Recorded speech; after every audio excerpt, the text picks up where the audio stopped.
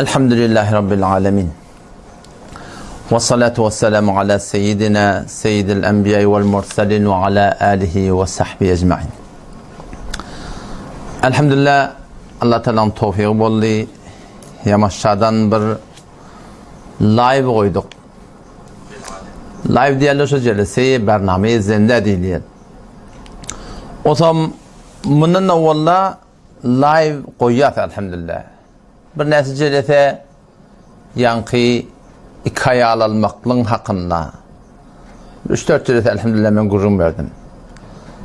Bir 7-8 celsede Türkmene neme oldu deyip bir sil mecmu gururlar ben verdim. Ondan sonra da başka ne mevzu vardı? Şoparım imaniyat boluyor. İmanı kavilendiren gururlar, zatlar. Elhamdülillah her gayet bolup dur. Bu men doğrusu öz yürek duygum beter kavrayan da adım şu ki cembe musbeti işlemeklik. Camiada bir gerek gururlar var, aydınlar gururlar var, sından bir milletin merdumun muşkilatı var, kıyınçılıkları var, asıl şolara aydılmalı şeyden. Ben beter özmeyen şolatları kavrayan. Eğer şimdi ki kıyınıntak da günemen yani 4-5 tane post koydum öz pejimde. Şon biri ulata bir çeti bir dava şon yani.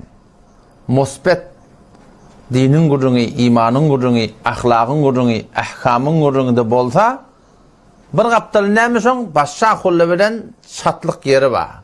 Gururunu yeri var. O zaman şondan iradalı da var. Ne etkilip yani şu ne yanında yatıda ne unçada bir yerine şona cevap verdim. Ve nemen gidinna, nemen sabit edecek koyayım, özün sabit edecek koyayım. Men baba, men şidatla bile işim yok, şu gururumla bile işim yok. Men musbet işletim koyayım. Men şu ilanın hep bir bol bol gururları, aytmalatları aytatim koyayım. Yönü kıyınan takta bir teyf, şu peygamberin tecini, peygamberin labasını meni satır giyip, şu bedin musbet çıkacak koyayım, dehmedin evine geçecek koyayım. O şama bile töhmet duruyorlar. Terör şahsiyet edecek bolýarlar. Odam şıradın hakkında eğer vezahat bolmasa, açıklanmasa ne bolýar? Arada etimade fîmâ beyn. İki tarafta anam mı da bile anam. Şu anam aradan gitiye. Anam aradan gidenden sonra hiç bir ağlapten gurulmalara peydası yok. Odam şu daydan ben Hudayım ben dedim ki baba, men öz şahsımı ölme degitele, ölme tevtele, ölme töhmet durtala. Mungur bolacak iş yok, bu bağışlak gören ayet. Ama alparyan menhecine, akidana, beriyen gurruna, sürgününe gelip töhmet kurup dursalar, o hem sen bunu açıklamasan, ne oluyor? Etimad ayırlıyor aradan. Anam ayırlıyor, anam ayırlığından sonra mı rakayım? O zaman hiç burada da anam kalmıyor yani. Son tarafın önüne anam etmen olur da şey dedim. Ne şu gurruma rakayım? Ne şu bir mecmu gurrum başladık da, eğer heleğine harnak bolmalı gurrumlar, bolmalı gurrumlar, ara kıyınçılıklar düşüyor, narahatiyler düşüyor. Avul olsun çok kıyınçılık, narahatiyler düşmesizliği ne etmeli? Düşenden sonra ne etmeli? Ne kadar da hatta öyle erkek adamla düşünsenek, ne kadar da hatta öyle denanıyla düşünsenek. Yani dünün hemen bir denana bilen malakım şu hakkında haberlaşam da, o ne diyebilir? Yani şu bilenek. Akunağı diye ben niye bir yıldan edek de 2 yıllık olay boluptur, adamımdan ayrılım diye. O zaman diye bana talağa diye ayıttı diye bir taraf diye yani 3 talağa baramak yöne şu at ovodu diye bana diye ken töhmet duruyor la konağa diye. Bit diyen şey diyen falan ne bileyim gelip diyen burada edip diyen yok men töhmet duruyorlar bana men sana ne edeceğim bilemek diye da. Şimdi yaxşı ne den ana Huday peygamber deyip ben den ana en başına töhmet geliptir şoň nereden geleni bilenek. Men homona dedim o da balla dedim tenini gıyırlıktan geçip durun dedim. Sen dedim gelin bolup dursun dedim. Sen gelin bolondan sonra sen beter bir barmak koyulmağına çem bolýanda. Sen bundan melek dedim enеңsiz, ataňsyz, dogonuňsyz hiç yeri çıkma dedim. Şey etdin mi? Şey dipdir da. Sen ön fark et yadan sen. Qıyıl watyny bir gitsen gidapdyrsyň. Palanyň qıyıl diýil ýa.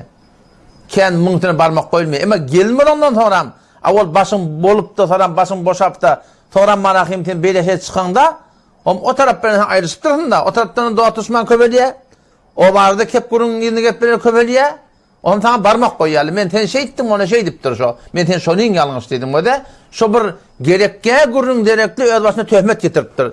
Ahun ağaşı nereden geliyor diye. Ne bir şeyle oluyor diye. Men namazımı okuyan diye. Men peygamberimiz aydıptır dedim. İttaqu mevadi'at tuhem. Töhmet yerden kaçın deyiptir peygamberimiz. Vakti bir yeri ba, bir işi ba, sen edip duran işin doğru ama şun iyi töhmete baracak olsa ne kaçmalı. Kaçmadan başına töhmet geliyor. Sonra yehen aşıp oturuyorsun nereden molli? Öz bolup bersinden molli biliyor musun? Ne kadar dağıtlı basın yani bilinmeyen edilir yani. O da ben bir gurun ayet geliyordum. Şu an eğer heley olup yaşamaklıkta en ki muhimterin zat ne mi? Muhimterin zat kişi birbirine cıdaşıp, birbirine arkalaşıp, birbirine muhabbet edip, birbirine varakım söyüşüp, birbirine varakım bir gavluk ben yaşamaklıkta en ki muhimterin zat ne mi biliyor musun? Etemade fîmâ beyni diye. İki arada anam olmalı. Eğer erkek adam özünden bir emeli köketse ki zinanı son adam öz adamsının sadakatına doğruluğuna şek etse menden başladı birbirinin bir arası var o başka birbirinin çet ettiği ara o başka birbirinin kepleşiği ara o deyip zinanasını düşünen günü şolla zinana toram ol adamsının gülünü yılzaranı canam diyeni peydası olur mu? Anlatını anlatmanı da şey değil mi? En suratında da Hudayna kadar bela nispet bir erkek adam öz zinanatının başka bir adam bilen guşi bilen kepleşen ne anlata guşinin gözlerine şuna men resvarahim bir şımara gelse yo bolurumu buna SMS görse digi o zinanın şahidu demlep berenine hanam canam eden anam eder mi? Anam etmiyor da şey değil mi? Çünkü o kongurun görüptür da. En suratında da biz ahummoğlu da şeyle, biz ahummoğlu eğer şu şahsiyeti dinimizden defa etmedik, bir de vurulup duran töhmetleri, zatları kaytarıp da cevap vermedik, bir de ne böyle etimat kalmıyor arada. Ama etimat kalsandan sonra ne böyle hot sen gururun erzisi kaçıyor. En işin erheliğin arına gururuna mene söylüyorsun. Dinden, diyanattan, olvat adamda zede oluyorlar ki namayendegane din olgu olmasa avval namayendegane dine betbin oluyorlar, sonra dinin özüne betbin oluyorlar. Ve her vakitte mutmain bol, mantığı Türkmenistana vatan, her bir yer vatan, din diyanet öşecek bolsa, haydi bir cemaat din diyanete baş olup öşecek bolsa, şu cemaatte ahlak, şu cemaatte hudaylık veç, doğru tuğrutunda kök edilmeli olur, adamlar şöyle anam etmeli olur, önce şu adamları anam edilir, ondan sonra şu diyanetin anam ediliyor. Ferdowsi ne diye? Bozorgi saraser be goftar nist, doset gofte çonim kerdar nist. Bozorgi saraser be goftar nist. Sen avadan kepleyenin bilen, hanam diyenin bilen, canam diyenin bilen, gözünden yaş döküp gurun bilen, bu da atla bilen adamlar ki müteessir olmuyor. Bozorgi saraser be goftar nist, doset gofte çonim kerdar nist. Ya ta amal doğru kökesen, şolten ukuyur kefinden ne mi diye? Şon ehmiyeti koyunda var diye. Adam şu daydı Müslüman da oğlum yani açık konuyanım şunu yani menin kıyın oluyorlar da oldu. Ahuna sen şey mi işe birbirine tutuluşup bilen diye baba ben bidar tutuluşmadan bidar birinin hakkında gurur vermeden Kur'an böyle koyun ağı. Bikar koyun ağı. Otokonto ol. Şu son tutaptır tarafını Vehhabi deyip biliyor musun? Önünü kabul etmeyen hakkında. Ama sen de cevap vermeden yankıda erhelen adak gururun. Etimada ayrılan sonra anam ayrılan sonra ten aydan kefin erisi yok yani. Şu doğratın. Nuhub men Allah ta tevfik verse men başardığımda mınne melek her hefte lağal bir gece şi live mesail hanevadagi eğer heleyin arnak bolmur gurunları inşallah men başardığımdan koyayım. Yani başardığımdan da söz vermeyin hetmin botunayım. Şu gelecek hefte de Allah'tan nimet hemen musafirta gitmeli. Oham Uğurk gelensem şahit bolmadın. Başardığımda ben malakımı koyayım. O zaman başımda suluk oluyor da biliyor musun? Başım suluk oluyor. On kavati yetişmeyen galen. Yani başardığıma göre inşallah Teala ben inşallah heftede bir celsesin hakkında koyuyorum. Yöne min hakkında ben öz bilyen atlama edecek oluyanlar. Bu ne kadar derdi çeken bilir, yolu sökün iptir. Ne kadar zindagilerde dertli var, muşkulatlı var, kıyınçılıklı var, narahatıyla var. Biz özümü gözümden görmedik, biz bilemdik onu. Biz bilemdik onu, biliyor musun? Dünyanın bir denana WhatsApp'ta bana peyam verdi. Men umumen denaları diyen ki ballı ten denalık belli olan sonra bana fethi vermemen yani son namehrem de sana. O zaman zıda bilmeyen ya fethi verttir yani. Ağlap fethi verttir o da. Ne müşkül var ne şeyle oldu adamın bilen. Men biliyen ki fethi vermeliler diye. Yani men niye zıda bilmeyen fethi verdim ağlap fethi verttir. Hop ne müşkülün var? On sonra kalanın yadı şeyle. Men adamın bana şey diye. Oşa adamda var akım ten de gurunluğun çok kulağa ihtiyaç diye da. Sen şu gurun açıklayıp versen diye. Oğlum toran var akım men ona hususi doğrultuda şoň direktine varıp mun denahnyň habar berenine asan aýtmanjak şoň aydan gurruny bu gayri mustaqim soradym. Hawa näpon gunoňşuk ýaşaýyş her ýerde gurrun beýle şeýlem ahir ödüne aýtdyr nämet diýen ne ola şo gurrunyna bardol. O şo gurrunyna bardy godi men tenşinin ýalňyz sen beýtmelle tenşeýtmelle şeýlem ahonaga diýe. Kefe gurrun kulak aşağıdan bilen akın. Şey dedim yani şu yaman moliyamı diye. Bet berdaş etiyemi diye. Ters düşünüyemi söyleyeyim. Ben baba tenşa etiyen kevin dinanan yürüyün yarıyan da dedim. Dinanan yürüyün kıyyan da dedim. Şeylem hava ona ne mi deyin ben dedi. Ben ne etmesi yok dedim. Tem bizlere kefi esen ağdına alma. Ne mi diyen hemen bir kefşi iki kepmete ay meniyene ayal alacak. Ben baba sen almak niyetin var mı? Yok akunağa diye. Sen almak yadında olman ne mi teşkif aytiyan sen dedim ben. Almak yadında yok. Sen bir yaşayışından alır. Havarmaz zendigin havarmaz. Sen kişilerde yadında yok. Muğiyetinde yok. Şeraitin yok. Sen ne mi deyip bir gerekçe gurun gelip ağrap sen gelip suratınla öd yaşayışına Türkmenle burada telek oklayan diye de biliyor musun? Onunla ben ne mi deyin? Ben evlep şu gurun ağlama dostuydu. Şeyle mi o aslan ağlama. Ne mi deyin onunla ben dedim. Benim ezhar muhabbet ettiydim. Sen dedim ayalına da men sen gavoriyan hep aytýan mı? Yok, ahuna men gavoriyan men aydamak men senki ýalňyş dostydım. Peygamber Huda aleyhisselam Hazreti Ayşe radıyallahu anha bilen şu kadar muhabbeti varmıştık. Hazreti Ayşe radıyallahu anha inelekem şu mobil metal rayna şahmana Hazreti Gab bolsa Hazreti Ayşe radıyallahu anha şadan iste burada şeyde tu baş taamdır ola başına gönderse Peygamberimiz doğuşa tadan içermiştik diye. Sizce muhabbet varmıştık. Ve erti namada gidenle Peygamber Huda aleyhisselam Hazreti Ayşe'ni avuşak giderdi diye. Muhabbet taşı şeyden ezhar muhabbet şey. Men senin onu men näme diýdim men taňa diýdim etmeliş belli diýdim. Sen denanan gaworýam sen şoňa men sen gaworýan diýip aýt diýdim. Ahuna agyr diýýär maňa diýdim. Men sen denanaňa gaworýan diýip aýtma sen kim aýtjakdan diýdim men. Sen denanaňa sen gaworýan sen Hudaýyň beren nygmaty sen Allah taala şo denana gawlenana hijaply denana dinli beren denana dogry gejek köpen denana. Men şo ezhar muhabbet etden diýdim. Sen men gaworýan diýip aýtjaň diýdim. Oğlum şondan bir gün geçti. Oğlum elhamdülillah ahuna yudun akbotun biter aramı doğruluğunu deydi. O denağın da soram teşekkür etti ahuna yudun akbotun biter aramı doğruluğunu. Yani o da çok koruyanım ştada iki tarafta gavu ki yöne ştada nimetmeliği bile aklına kadarları. Ne yaparım berhord etmeliği bile akla.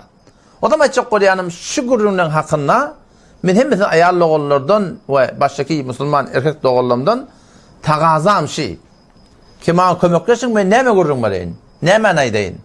Onda otalanma. Şabahardan maňa den gurtdu. Ahuna şu delilin hakynda gurrun bar. Näme gurrun bar? Düşege gelýäňde teýýar diýe. Men de daşarda getmeýän diýe. Müň bir däne bilan nispet daryň diýen koýnak ýene burda görýän diýe. Öýe gelemde diýe. Şu diýe teýýar diýe. Men aýdanma diýe.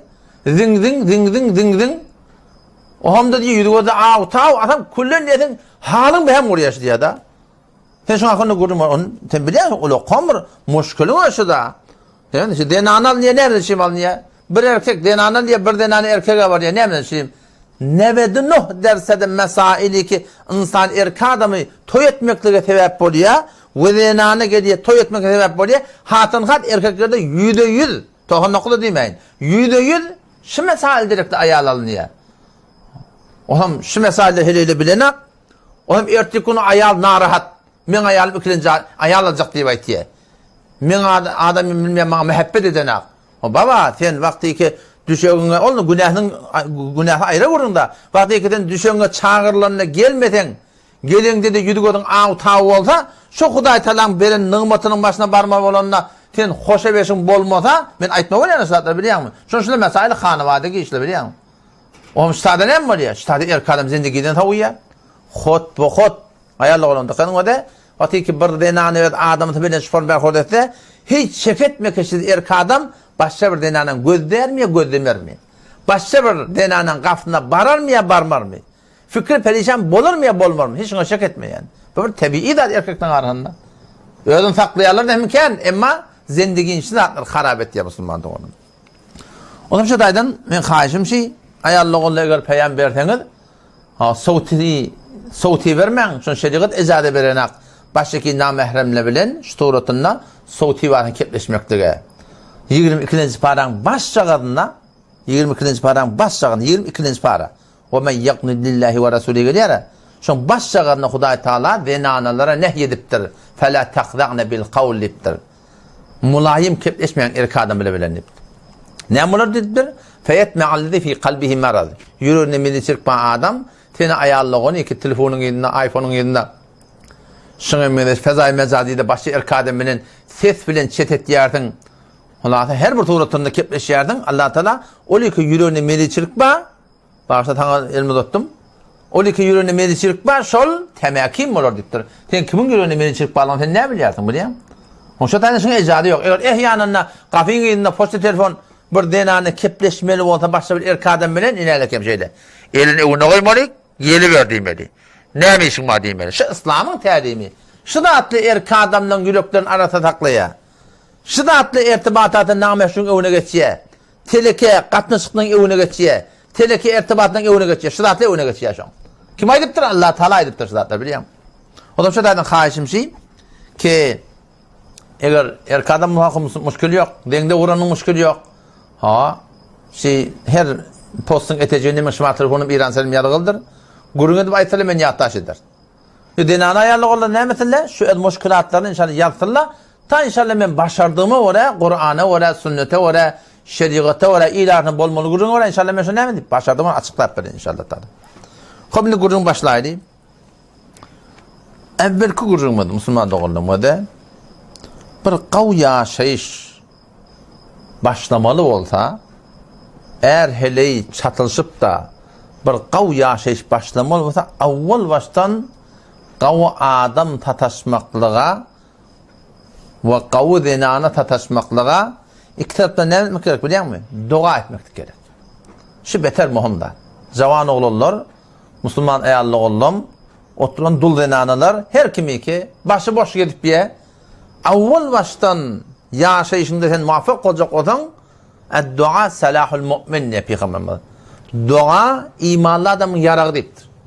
Şu yarağı tutunmalı, dua etmeli. Ya Allah bana bir dinime öyle, imanıma öyle, bana bir adam tataştır deyip ayarlı ol dua etmeli. Ya bir kavyalı imanlı denanı tataştır deyip erkanımı dua etmeli. Şu beter muhimda. Şun avvalki merhele zindagi şu qav olmasa, şun qavutun alıp olmasa o qarfı da adı biliyor musun? Qarfı sen alayan, qavun sen alayan, şöyle yarayan, doğru çıkmaptır. Kiminki? Sığıra veriyorsun. Oyuna veriyorsun. Ama ayal alsan, şu tuğratını qıydın versen, şu tuğratını gelin alsan, şu tuğratını bir durmuşa çıksan, baran yerin lak çıksa, baran yerin doğru çıkmasa, bunu gelip doğrulayansan, ken vakt alıyor Müslüman doğru.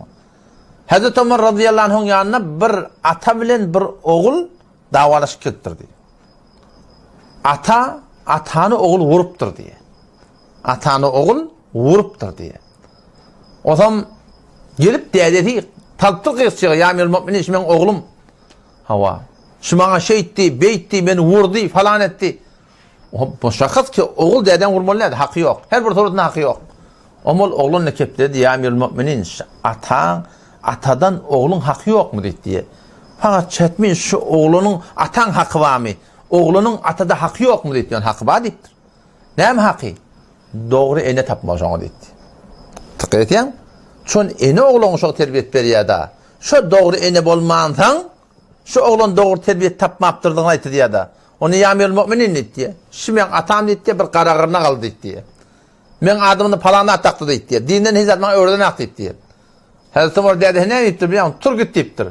O sana düğüm kadi benjendir o deyiptir. Bileyim? Sana düğüm kadiyendir deyiptir. Bazı sen doğru eni tapmaptırsın. Eni ona terbiyet öğretmeyaptır. Doğru atı takmaptırsın. Onu doğru suratını sen eklemeyaptırdın. Onu erteki gün sen oğlanın sondan doğman geçen netin öyündaşında eğleniyen yok babacan. Doğunun hemmeti qavdoq yarakimon. Emma soram ki edep terbiyet yüde to'xton noqqul şu sebep boluyor. Onda avval baştan neme gerek bilýän? Avval baştan dua etmeklik gerek.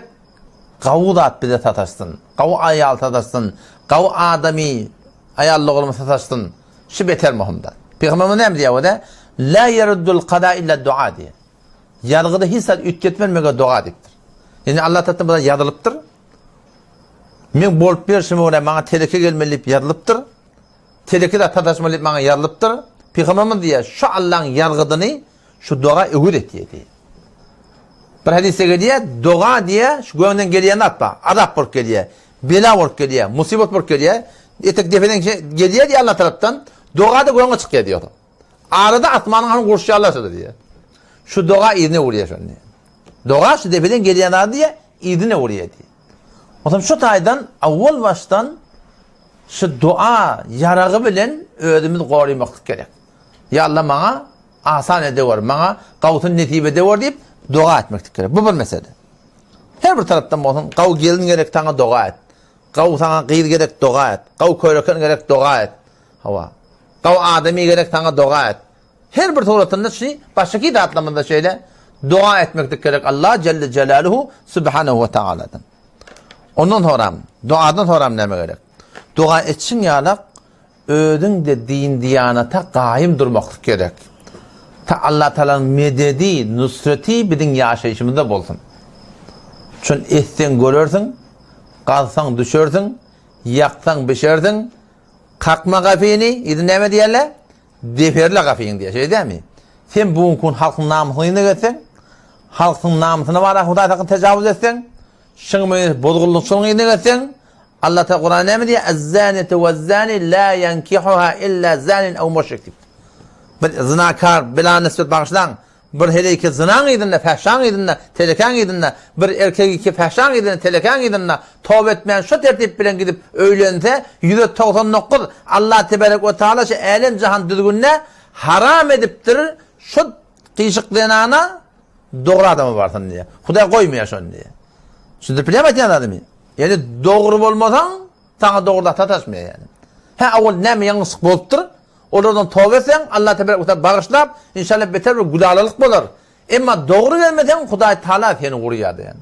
Şu bu Huda seda ne dare, eger bu hore dava ne dare. Taňryň taýagynyň näme diýe?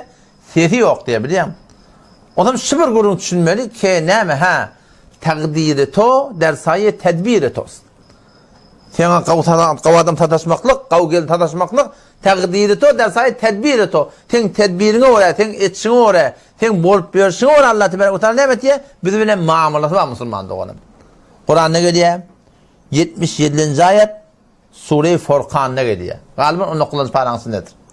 Allah Teala näme diýär o-da? Qul ma ya'ba'u bikum rabbi lawla du'aukum faqad kadzabtum fasawfa yakunu lizama. Qul ayt ey peýgamber şu ummatyňa ma ya'ba'u bikum rabbi min rabbim Allah siziň perwaňyz etmeýär.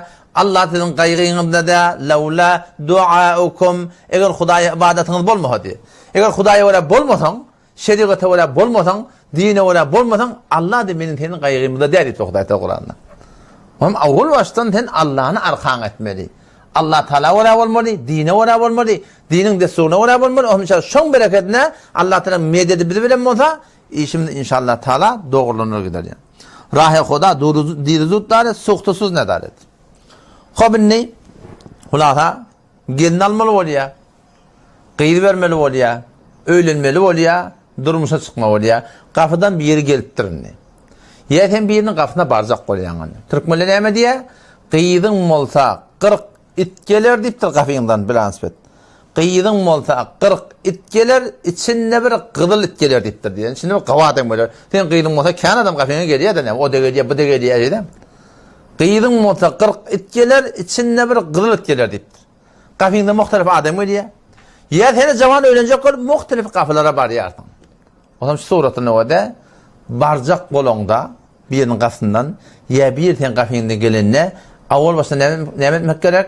Maslahatlaşmalı, tahqiq etmeli, gidip soramalı, iyi demeli, alacak da otan, verecek de otan. Ne yaparım? Bu tahqiqinde da var akım, onun ağdı aratsa, burnu aratsa, ağdı hafade, bu gurunlar kendine zayını gerekildi at, beter bir gözün altına almalı atpa. Peygamber ne diye? La yunkahul mer'a, ev la tunkah. Zinanani 4 tatlı şimdi keldiye diye. Biradan şu dinana diye 4 tat gözünün altında deyiptir. Ne mi derekler diye? Li cemaliha, avudallığı derekli deyiptir Peygamberimiz. Ev li maliha diye, ya malı derekli, dedesi bay, ödü bay. Dedesi ödü burada yetecek deyip şu malından hantıman olmak, ayarlamak var. Yok da şerefi nesebi derekli, adavrayı derekli, falan düktür, falanın gıydı burada at deyip. Evli dini hep Peygamber'e din derekli deyiptir. Şu 4 tat derekli ayağını alın ya. Anırdan gelen zenalı erkeklere bir şey sıratla gözün atın alıyarlar. Peygamber ne deyiptir şundan? Şu 4 tattan emra ediptir. Fazfar bidati din talibet yedek. Dindarı intikabet hoş fark bulursun deyiptir. Şunun içinde dini ödemeli. Asıl dini ödemeli. Bay bolmasın, dindar olsun. Dini olandan sonra Peygamberimiz şunu emra ediptir. Ken avudan bolmasın. Alacak barcak adamın. Ya alacak denanan. Ama dindar olsun. Namazlı, hecaplı, hayalı olsun. Beter adavreyliyer bolmasın. Ama dindar olsun. Hava. Hiç iradi yok o de. Asıl dini oturtmalı. Dindar olsun, beter kav. Avudan olsun. Gözün dok bolur. Dindar olsun, avudan da olsun, adavreyliyerden de olsun. Beter kavda. Dindar olandan sonra avudan da olsun, adavreyliyerden olsun, mal, bay, bota olsun. Beter kavda. Tamam kömekçi olur inşallah. Yani asıl neyme? Dinini ödemektik gerek. Dini olsa şol adam Huday başına çıkar. Dini olmadan sonra onun baylığından yine buradan da Müslümanlığın peyda olur. O zaman şu taydan avval baştan birinin kafasına barayan ya birinin marfen kafenden geliyor. Avval baştan maslahatlaşmalı, tahqiq etmeli. Türkmen ilarasında bir daha yanlışlarla. Şu hayri işi bozmalı diye işittir Türkmen'de. Hayri işi bozmalı diye işittir biliyor musun? O zaman şu Ankara'dan bir gelenine soruyor da ama palanın gıyır ne azire? Palanın oğlu ne azire? Soruyorlar. O zaman şu hayri iş bozmalı deyip şunun hakkını bilip bu bilen nispet şunun muhtatlığını, avul muşkili varlığını, muridi varlığını yine de şu hayri iş bozmalı deyip aytmayarlar. Biliyor musun? Şu ulukamır hıyanat şey yani. Ulukamır hıyanat şey yani. Seni ki bilip de şun ağdı hafa, başı muşkili var, yine burada adı var, şun hetmin dost soğuzunu bilyeğini aytmalılar sen, bilmeyen de bilemek demek gerek. O zaman da avval baştan tahqiq etmeli, tahqiq edende de şu bir aydacak adamla var ya da, bilacak adamla var ya, o varatında var akım bir suratında var, tanıyan adamla var ya da atla var ya, şolardan sonra bunun anlatını yetmektik gerek yani. Anlatını yettin, belli olsa ki doğru yer demiştik, el çekmektik gerek. Doğru yerde adavrayı tadan hulata muşkili var. Erkek taraftan ehli taraftan el çekmektik gerek. Şun Peygamberimiz aydıptır. Ne diye var? Peygamberimiz bir de kadem be kadem rahnama etiptir. Peygamberimiz ne diyor? İsterşidu al akıl, akıllı adamla bilen, bilimli adam bilen, ba tecrübe adam bilen maslahatlaş ve la ta'suhu fetendimu. Şun aydandan çıkma, peşiman olursun deyiptir Peygamberimiz. Vakti ki sen barayan bir adamın hakkını maslahat, bir için hakkını maslahatlaşan sen fakat ayarlamak hakkında de, kullu zendiginde şeyde. Kullu zendiginde maslahatlaşmaklık beter kavdat yani. Şunu da olan bir yerden orta. Şunu da olan den ordu. Önüne teyde gerçektirip bir. Ne çarjda var? 5 milyonuna var ya deyiptirler. O lokamır kuğru harç ne mi dedi? Şu öyün yukarı sütünden niye? Bir pencere ısmarlayıptı diye. Bu da kulun öğrülü. Şimdi şımmin ne mi deyin niye? Münterini yarmalı. Onu yan defeden koyulayanların adı ne mi? Ondaki koymaptır. Divarda yarlanmalı. Ondan sonra on pencereden 3 milyon vermeli. Bunu ne etmeli? Ben dedim babasının sıcak gençliği yok. Şu daşardan bir tane lüle koyarlar. Daşardan bir lüle koyarlar. Sonra ben rahatça sonra ben 2 metre lüle veririm. Belki lüle veririm. Ben ne diyeyim? Çıkıp başarıyordum. Ya ondan sonra hemen çekecek olan başarıyordum. Ama şu yudun aklının azap bir mesele de daşardaki şeyden bir arası yakınca vardı. 2 metre belki lüle çekiyor. Dedim şeyden çekmenden näme. Şu form işleminde zatlamada maslahatlaşıp durmalı. Şey hore muhim zat yani. Hop maslahat bolmasa ki maslahat de. Maslahat bolsa näme? Maslahat bolsa istihara deyip bir gurunma. Men inşallah ertibilun hem maslahatın gurunu koyun peşte hem istiharan gurunu. Çoğunluğu düzeleganı gurun da. İstihara diyorlar näme? 2 rekat nefil namaz okuyup işin hudayet almalı. Ya Allah men bilemek sen bilen ya da sen kadir men kadir de Arabi awdunca dogatı var. Peygamber mübareklerini ediptir. Şu doganı öğrenmeklik gerek. Hem işlediklerinde de gerek. Peygamber Hudaysam istiharanı, Kur'an'ın surelerini öğretir diye.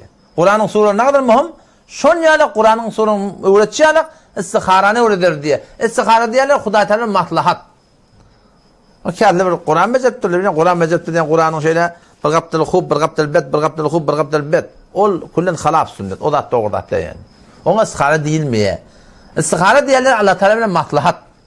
2 rekat nefil namaz okuyup avdan doğarsa işin Allah atadıyan. Yallah sen bilen men bilemek sen kadir men kadir de yallah men sen ulu falan isteyen ya Allah şu men kafime geldi. Falanim ben alacak ya Allah. Falanim bana sonra men giydim verecek ya Allah. Şu falan işimi tutacak ya Allah. Ya Allah şimdi dinime, dünyama, ahiretime hayır olsun uğruktur. Yoğumda ile sen kabul edin. Dini ahireme dünyama şer olacak olsa men başına tav deyip dua etmeli. Aracığı bir tarafa okuyardın. Kani 7 tarafa okuyardın. O zaman istiharan söbelen Huday Teala'nın dişin üstünden rahnama etmesi var. O zaman kavga atları görüversen, yüren açılıverse ondan sonra hayır uğruk gidivermeli uğruna. Yok. Telekede atları görsen dişinde. Yılanı çiyan görsen, korkulayan atı görsen, şu gelip duran adamda hayır yok. Şu barcak yerinde hayır yok. Şimdi el çekmek gerek. Bunu beter açıklamanın duranım sonra vakt beter bana vermeyecek koyana. İstiharan gurunu, meşveren gurunu, maslahatın gurunu cüdegan inşallah post koyuyor inşallah Teala. Şunu kavut kulak atardınız. Doğatımın yanında yadıgılca var. Telegram'dan da attan ya WhatsApp'tan getirin. Onun inşallah size iyi vereyim. O zaman avul baştan onu emretme yolunda dua etmeklik gerek. Maslahat etmeklik gerek işleminde. Maslahattan geçse istihara okumak gerek. İstihara okuyup da şu tuğratında ne yani işin oturuyorsun. Hop. İstiharan teleke olsa ki el çekiyorsun. Yani kullum bazen kaydını kuruyorsun. Almayarsın ya vermeyarsın. İstiharandan da kav çıktı. Kavdatlar gördün. Yüren açıldı.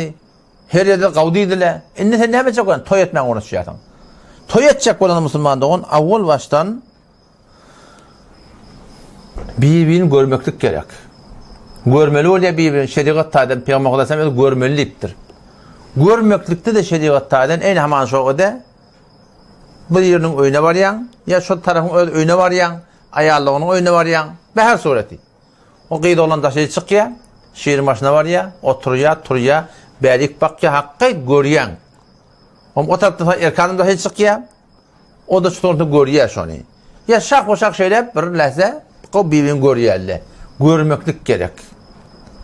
Kıyınlık da şu bizim öz aramızda bihud şeriatın tersine bir sidatları ediptirler.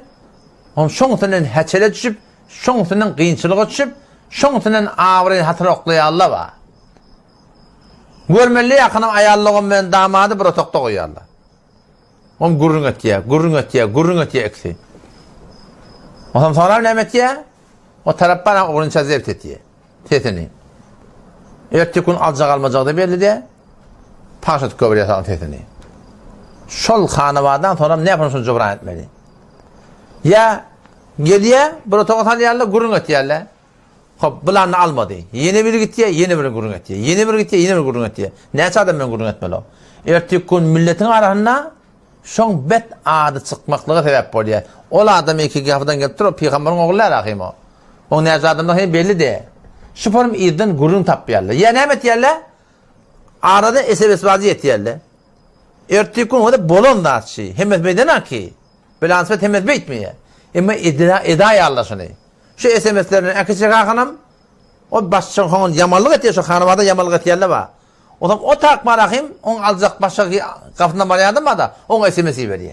O da bana şey dedi. Ben onu aranma falanım mı deyip şey deyip hıyanet etiyorlar var Huday'dan kapıya. O zaman şu dayıdan başçın hakkında yeni var rahim şizatlar raayet etmeli.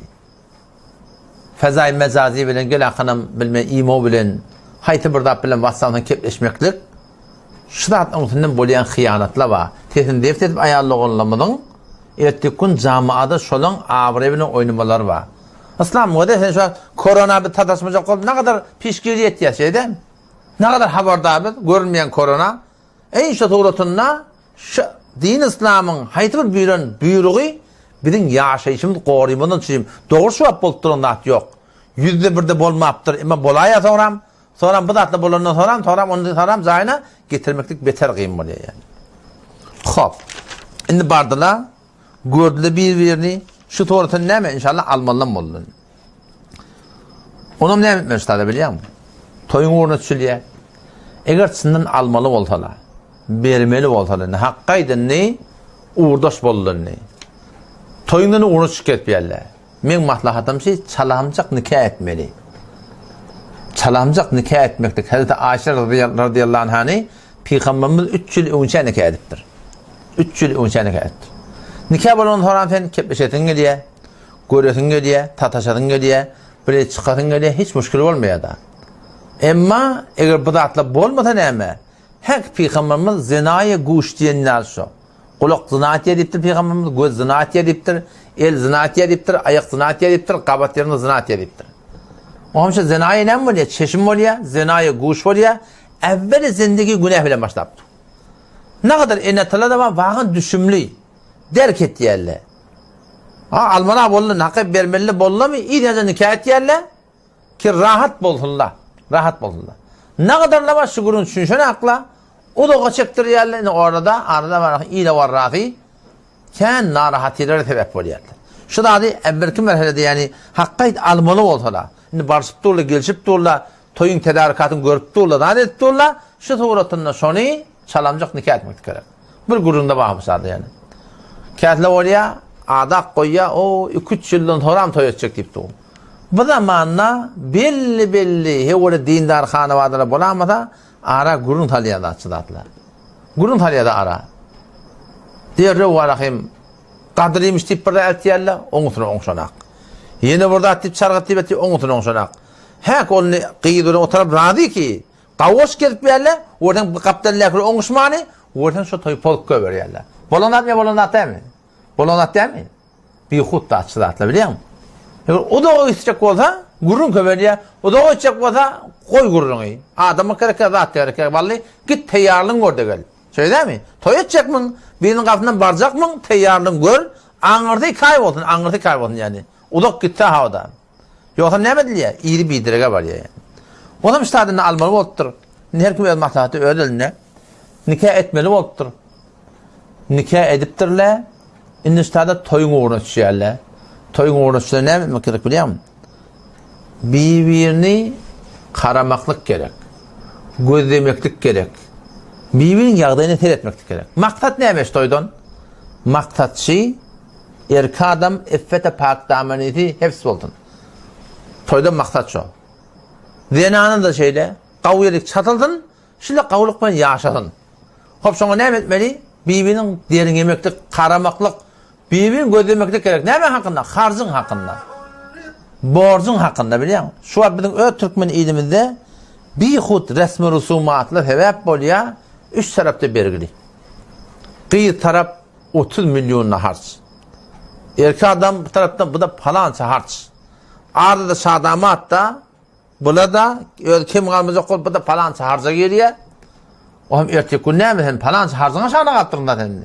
Bu ne etmeli? Gitme öyle Tehran'a. Gitme öyle Türkiye. Evveli zendigin öğreşin narahatıyla bile başlıyor biliyor musun? O hem şu da atlar var açısından dergemeklik gerek. Yani var akım çebesa şey zendigiler çarşırıyor. Bolon hatta bela nispet o da. Berge giriptir oğlum ülke teorik işlemeyene. 6 aydan bir geliyor. 3 aydan bir geliyor. İdin'de ne met yerler? Bela nispet bağıştan ahmet böyle der ki. İdin'den şu an Helen'in hakkında gurun çıkarıyorlar. Adamsa yok yanına. Ha başta bir gurun açtı mı? Böyle şeyler gitti. Yanında da var kaynatı da yaşlı, kaynatı da yaşlı. Böyle şeyler çıktı başarana. Ama İdin'de ne mi diyorlar? Falana edin oluyorlar ona. Denanan da böyle şeyler ihlap diyorlar. Onun sağda kimine kuduret diyorlar. O şu tuğratında var akım ne met diyorlar. Bir zindagin saçmaktan sebep oluyorlar. O zaman şu taydan şu zatlar o da ne yapmak gerek biliyor musun? Çından gerek zatları bir yaşayışa almalı. Sonra zindagi gerek zatlar var da şey değil mi? Ağa bir de yaksal etmeyin gerek. Şonu zindagi etip falan zamanla bir kümette bir de gerek. Bir düşük halsa da bir de gerek. Lama şuy çından bir gerek zat. Tamam otomatik otaki beter kavu. O şey doğrusunda var akım bir. Yaşayışın gerek zatı var ya da şu zatları alıp yaşayışı koy hoşlukla yaşatıldı. Ne kadar teleke, mobil üstünde mobil, yeni burada, gerekli adatlar harc edip, ertesi belgili olup, neçe milyon o da. Ama teşkilatlar nereden vermeli? Ne medip bir şey etmeli ne biliyor musun? Şu beter bir teleke adat. İki taraf derinlemeli, kıdıl. Teşkilatı bana, ben zendigimde bulamadım, ben zendigimde, ben toy etmek olanda ben baba ece deydim, şunu deydim, palanda et, durma. Şöyle şey deyip durana akla, ne medaktan razı şöyle, yok oğul ben senin altına kemetecek ya baba, halk koruyorsun, halık tut da ben. Şu direkli ne ettiler, bizim 4 hektar yerimizi, neçeyle cara verdiler. Şu zamanında biz şu kıdılanlık, neyse o zamanında 20 hatta, 400 bin tümen kıdılanlık, 600 bin tümen kıdılanlık, o toyunda bir üstüne, horam şu neyse tattık biliyor musun, 400 bin tümen tattık. Ne ettiğini bu olursa, akıllı adam etmeli işim şey. Akıllı adam etmeli işte de şimdi ne etmeli yeri icara vermeli 600 bin tümene onun kıdıl almalı ertesi gün verirler yaşa kıdıl satmalı akıllı adam et yani şimdi şey etmeli biliyor musun bağırın bağırlaşmalı damat ne hemen var size ne hemen var çargıttan yağlıktan anıveri her bir gerekli atlar alakanan 50 neyme yaşayış kurmaklık gerek inşallah Teala eğer şey tek inşallah Teala beter kavgular hop inni bu da atlar kurulur inni toy etme olayan ne? Toy etme olsa, şundan gitme gurum tekodeyin. Toy etmeli olsa, şadamat bilen Eruz Hanım'ın bilmildatları var. Mesail-i zenaşuyuda. Mesail-i zenaşuyuda, eğer hilin arnak bolayan gurumda, reftarda, berhortta, oturumda, turumda, 24 saat yaşayışın içinde bilmildatları var. Şu hakkında mahsus yazılan kitaplar var. Tuhfe-i damat var. Şuna meneş mahsus şey, zatlan hakkında, Kur'an'dan, sünnetten şıbır etmeli doğalı var. Avval kıyıcı etmeli doğalı var. Evvelin bir satacağını etmeli doğalı var. O şu tuğratında var akım. Şun hakkında, mesai zenaşun hakkında hetmin kitabı okuymaklık gerek. Ve hetmin bir tecrübe olurlar da işte oranda. Kavul öğlentirle, dadettirle. Şu mesaileri şunu sorap da ne yaparım berhurda etmekliği öğrenmeklik gerek yani. Yok ne mi oluyor? Çektirme Türkmenle miman 2 tane çay bilentiydi yerler. Bir çay, bir çektirme. Çay bile çektirme kavda. Ama sen çektirmeyen bir taraf ipte var, mesum olsan, şu form yürün olursa çektirmeyen ip, sen dige çektirmeye huvat etmeyen giyin. Eğer heleylikte suyucu da önüne onunla. Kavun olmaz. Ama şu eğer heleylikte bol mol yağdayları, heley bolu bilmese, bol yağdayları rahat etmelerden erkek rahat etmese şu başta yıgrenmeklik tabılda şu mesaillerden sonra onun doğrulaması kıyım oluyor Müslüman doğru. O zaman şu taydın avvalki mesele yani bakın nikah edip de çatılışıp da bir bakın bir yaşayış başlamadan önce hetmin şun hakkında ne demek şu kitabı alıp da bakın şu mesai zenaşuyunu öğrenmeklik gerek. Zahid etmeklik gerek. İslam, din İslam'da öğretiptir da şeyden. İslam'da hem de öğretiptir. Hiç bir zahidi var koyulmaptır. Sen bir aydılmadık gurun yok. Hatta sahabaların ağzında bir gurun mu oluyor? Sahabaların ağzında bir gurun mu oluyor? Onun bunu hiç kim bilmektir. Bir grup sahaba bir rahat yaptı, o bir grup sahaba başka bir rahat yaptı. Mesele zenaşuyun gurunu. Eğer hilin arnak bolayan gurun. Bir grup sahaba deyiptirler, el-ma'u minel ma' dedi diye. Erkadan denanan yanına barsa su gelse su içmeli. Yahan su içmeli deyiptirler. Bir grup sahaba şey deyiptir. Şun peygamber ayettir da şunu. El-ma'u minel ma'. Muhacirler ne dedi diye. Bir de su içmeli deyiptirler. İki grup olurlar. Hazreti Ömer muftileri düşürdü diye sahabaların muftilerini. Ne mi diyen deyiptir. Ya emirül müminin eşten de adamı da yok mahkana dedi diye. Kim bilmem mi ne? Peygamberin heleyleri bilmeli anne. Din şöyle öğrettir bir de. Peygamberin heleyleri bilmeli. Peygamber Huda Selam'ın var ya Hazreti Ömer radıyallahu anh öt gıydının yanında var ya. Hazreti Hafsa radıyallahu anh yanında var ya soruya. şeyde bir murat peşkelerine nece oraya deyiptir. Utandı diye adam. Utanma deyiptir. Deyin ne şey? Zendegi dersin eğer. Peşkep duranlar. Bilmeli hatta. Ham utanma deyip diye. Atan bilemek men deyiptir. Hatmin şu suğu gelenine suğu içmel mi? Ya yok. Suğu gelmeye de suğu içmel mi? Bilemek deyip. Hatta Ayşe'den var soraptırlar. Hatta Ayşe ne mi deyip diye? Men bilen peygamber şey ettik, suğu içtik deyip diye. Şu dinin uğruna utanmalı hatta yok, hatta yok. Peşkep duranlar öz bir memuli zat zendegide en iyi şeriatda bir zat. Şahıdomu yok. Biliyor musun? Şu zatları öğrenmeklik gerek. Şimdi biliyor musun anladın mı? Eğer helilin arasında bolyan kurumları hatmin öğrenmeli. O hem şu zatları kitap okumak gerek Müslüman'da oldum. O şu tuğratında var akım şu zatları batecrübe adamdan sormaklık gerek. Ta evvel zendegide ne etmesiyle biliyor musun? Zenana zamanı mihri muhabbet bilen zendegiyin başlatırlar. Kavuluk bilen başlatırlar. Tücülük bilen başlatırlar. Avval baştan ağacılık olmasın.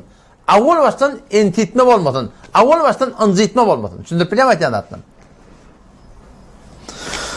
Bakalım inşallah feylen beceri teşhette olur inşallah Teala. Oğlum Allah Teala tevfik versin inşallah. İndiki cennetlerinde Allah'tan nasip etse ne olma toy tutmalılar bir şey değil mi? Toy tutmalı. Toyun gurun inşallah ben aydeyin. O baştaki meselelerde soruluyor inşallah.